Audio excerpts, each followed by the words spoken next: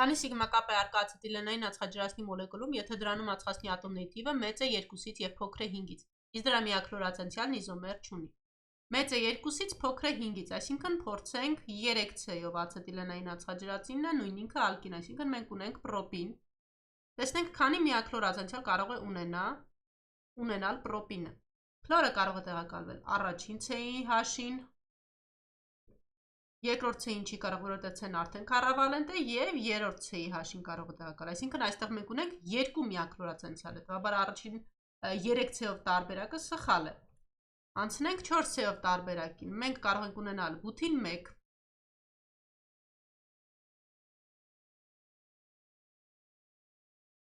քլորը կարող է տեղակալել առաջին C-ի հաշին, երկրորդին չի կարող քառավալենտ է, երրորդին եւ չորրորդ C-ին, այսինքն այստեղ ունենք 3 միահալոգեն ացենցիալ, հետաբար բութին 1 տարբերակը եւս սխալ է։ Բութին 2 քլորը կարող է տեղակալել առաջին C-ի հաշին, այստեղ 1 հաշը դուրս է գալիս իհարկե, երկրորդ C-ին չի կարող, որովհետև քառավալենտ է, երրորդին չի կարող քառավալենտ է, եթե մենք տեղադրենք այստեղ քլոր, ապա հաշվարկը կսկսվի այս սայլից, այսինքն նորից կլինի առաջին դիրքը, այսինքն սա է մեր նյութը։ Բութինը C4H6-ը։ Սիգմա կապերի թիվը, մենք գիտենք, որ սիգմա կապերի թիվը ընդհանուր ատոմների թվից պետք է հանենք 1, այսինքն 4 + 6 10 հանած 1 9 սիգմա կապ։ Երկրորդ տարբերակ։ Ածխածնի քառօքսիդի, պրոպանի, բութեն 2-ի խառնուրդի միջին մոլային զանգվածը M1 է։ Նշում ենք խառնուրդը, պրոպան C3H8 եւ բութեն C4H8։ M1 է M միջինը սկզբնական խառնուրդի։ Այն անցկացրել են կալիումի պերմանգանատի լուծույթով, որից հետո մնացած գազային խառնուրդի միջին մոլային զանգվածը M2 է եղել։ Կալիումի պերմանգանատի հետ փոխազդում է իհարկե մեր խառնուրդից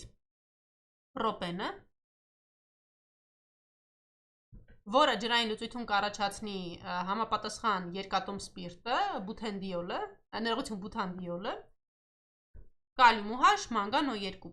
Ռեակցիան, քանի որ քննարկված է մանրամասն տեսական հատվածում, այս պահին ռեակցիայի վրա չեն կենտրոնանում։ Մեզ ռեակցիան պետք էր հասկանալու, որ բութենը ծախսվում է եւ վերջնական խառնուրդի մեջ մնում են CO2-ը եւ C3H8-ը։ Այսինքն մենք սկզբնական խառնուրդում բոլորը կվեսնենք 1 մոլ, կհաշվենք M1-ը, M միջինը։ 1 անգամ 44 գումարած 1 անգամ C3H8-ի զանգվածը, որը կրկին 44 է, գումարած C4H8-ը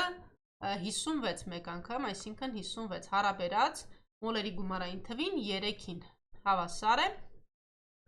48-ի։ Հաշվենք M2-ը նույն լոգիկայով, այս դեպքում 1 անգամ 44 գումարած 1 անգամ նորից 44 հարաբերած արդեն 1 + 1 2-ի, որովհետև վերջնական խառնուրդում 2 նյութ մնաց։ Այսինքն կստացվի կրկին 44։ Ստացվում է M1-ը մեծ է M2-ից։ Չորրորդ տարբերակը։ Այստեղ դուք կմտածեք, ինչու այսքան հաշվարկ արեցինք, եթե մենք սկզբում ունեինք 3 նյութ,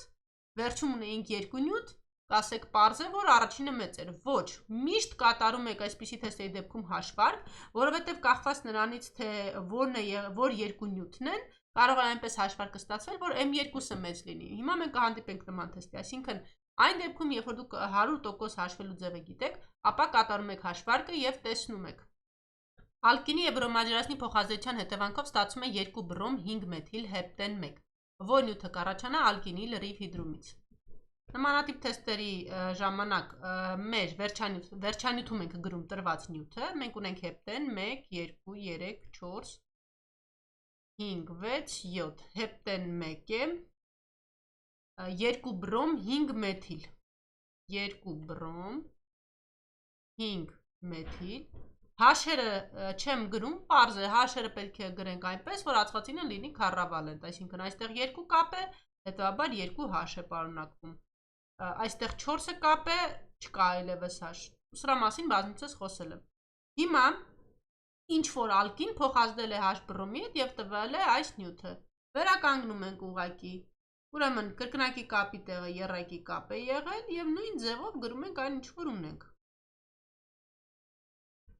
Այսինքն ստացվել է հեպտին 1,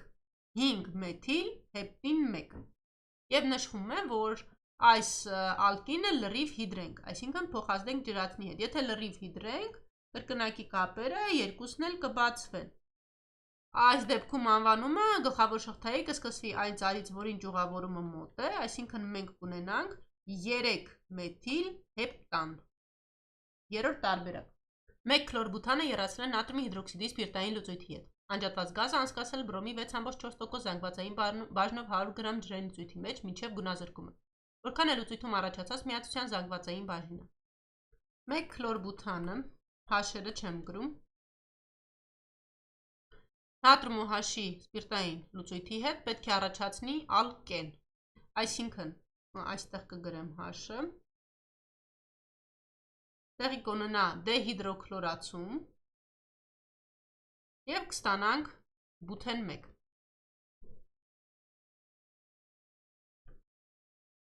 Գումարած նատրիում քլոր և ջուր։ Ապա բութեն 1-ը գունազրկել է բրոմաջուրը C4H8 գումարած բրոմ 2 միացման ռեակցիա կրկնակի կապի հաշվին C4H8 բրոմ 2։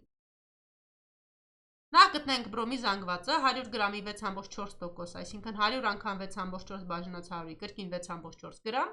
բաժանենք բրոմի MR-ին 160-ի, որպեսզի ստանանք մոլը։ 0.04 մոլ։ Ստացվում է, որ բութենն էլ է 0.04 մոլ և երկբրոմ բութանը, այստեղ H8 պետք է լինի, ևս 0.04 մոլ է։ Որքան է լուծույթում առաջացած միացության զանգվածային բաժինը։ Միացությունը երկբրոմ բութանն է, գտնենք նրա զանգվածը, 0.04-ը բազմապատկենք նրա MR-ով, 216-ով, 8.64 գրամ։ Զանգվածային բաժինը գտնելու համար պետք է 8.64-ը հարաբերենք ստացված լուծույթի զանգվածին։ Երբ որ որոշում ենք ստացված լուծույթը որքան է, պետք է հասկանանք ինչն է ինչի մեջ խառնվել, ինչ է դուրս եկել։ Հասկանանք, 1 քլորբութանը եռացրել է նատրիում հիդրոքսիդի սպիրտային լուծույթի հետ, անջատված գազը, այսինքն բութենը, անցկացրել են բրոմի այսքան 100 գրամ ջրային լուծույթի մեջ։ Այսինքն բութենը անցկացրել են 100 գրամ բրոմաջրի մեջ և ստացվել է վերջնական լուծույթը։ Վերջնական լուծույթը կլինի բութենի զանգված գումարած բրոմաջրի զանգված, որը 100 գրամ է։ Այսինքն բութենի զանգվածը 0.04 անգամ բութենի MR ստացվում է 0.04 անգամ 56 2.24 և անգամ 100%։ 8.45%։ Երրորդ տարբերակը։ Ալյումինի կարբիդի հիդրոլիզից ստացված գազը փակ անոթում պայթեցրել են այրման համար անհրաժեշտ ծավալով օդում։ Որքան է ազոտի մոլային բաժինը ստացված գազագոլորշային խառնուրդում։ Ալյումինի կարբիդից արդեն իսկ պետք է հասկանանք ստացվող գազը հիդրոլիզից դա մեթանն է, այսինքն ռեակցիան ես նորից չեմ գրի, բազմիցս քննարկված ռեակցիա է։ Մեթանի այրման ռեակցիան է, քանի որ ոչ մի թվային տվյալ չկա, ես մեթանը կվերցնեմ 1 մոլ։ Նշվում է, որ պետք է հաշվենք ազոտի մոլային բաժինը ստացված գազագոլորշային խառնուրդում։ Ստացված գազագոլորշային խառնուրդի մեջ կմտնի ազոտ, որը եկել է օդից, CO2-ը և քանի որ շեշտում է գոլորշի ջուրը։ Այստեղ թթվածինը ավելցուկով չէ, ինչու, որովհետև նշված է, որ մեթանը պայթեցրել են այրման համար անհրաժեշտ ծավալով օդում, այսինքն ավելցուկով չի եղել, ինչքան օդը պետք է եղել, այդքան ավելացրել են, հետևաբար ամբողջ թթվածինը ծախսվել է։ Թթվածինը կլինի 2 մոլ ծախսված, CO2-ը 1 մոլ, ջուրը 2 մոլ։ Այստեղ ջուրը 2, CO2-ը 1, ազոտը։ Մենք գիտենք, որ օդի 20%-ը կազմում է թթվածինը, 80%-ը կազմում է ազոտը, այսինքն ազոտը թթվածինից 4 անգամ շատ է, բայց եթե թթվածինը 2 է, կլինի 8։ Ազոտի ծավալային բաժինը գտնելու համար 8 մոլը կբաժանենք ընդհանուր գումարային մոլերի թվին 11-ի և կբազմապատկենք 100%-ով։ Ստացվում է 72.73, եթե կլորացնենք, այսինքն երկրորդ տարբերակը։